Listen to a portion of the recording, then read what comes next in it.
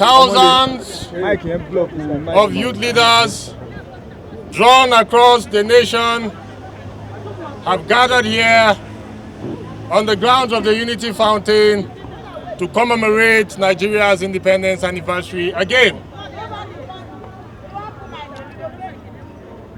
And I am here as the president of all the youth of Nigeria and the middle-aged citizens of Nigeria to deliver this address, which is a rallying cry, a clarion call, and a call to nation building on the over 120 million Nigerian youth and middle-aged citizens.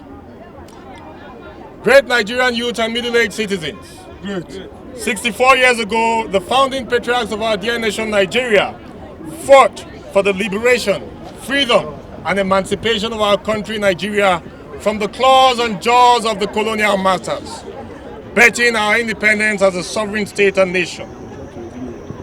64 years after, it is on us as heroes present to fight for the collective forward voyage, development, advancement, and economic growth of our country, Nigeria. Today, we stand as patriots of our dear country, Nigeria, to celebrate the independence of our great country. A country with hope and a country with great potentials. Today, we have come as a signaling point to see to it that we can harness our boundless potentials of the Nigerian youth, partnering with the government and all other stakeholders in moving this country forward. Great Nigerian youth and middle-aged citizens. It is no strange fact that in the last 1 year as a nation, we have been plagued with challenges occasioned by the withdrawal of fuel subsidy and the floating of the Nigerian naira. But I dare say, and these are empirical facts, that we have been through our darkest and deepest pains. It is now time for us to sit together and harness our collective gains and move the country forward. This is not a time for us as a people to be distracted. This is not a time for us as youth to be instigated into riotous protests. This is not a time for us to be spurred on or to be triggered to pick up arms against the Nigerian state, to burn and overrun our country.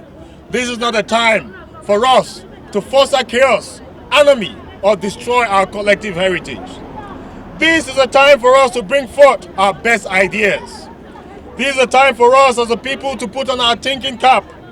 This is a time for us to be more inventive and to put on our innovative best as a people, partnering with Mr. President to move this country, Nigeria, forward.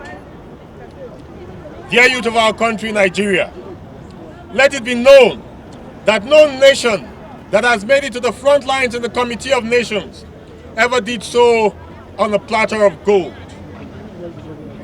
They once passed through their own tethering stages and phases, and they face challenges like we now do. And I dare say, with optimism and looking at those who have gone before, that as they did it, so shall we also blaze the trail. We shall also pick up the gauntlet. We shall also overcome our challenges. But more importantly, it is on all of us as a collective to see it as a task that we will move this country.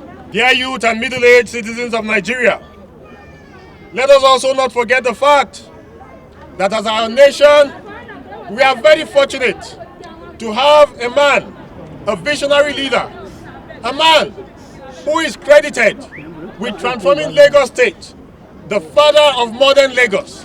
We know what Lagos State was before President Tinubu, and we know what it has been after, grooming leader after leader, transforming that city to a global city. We believe that can happen in Nigeria as a whole. We are also very fortunate to have the uncommon Senate President, whom we once knew as the uncommon governor. He transformed Akwa Ibom State. These are salient facts which we must bring to bear. To know the true mettle of the leaders piloting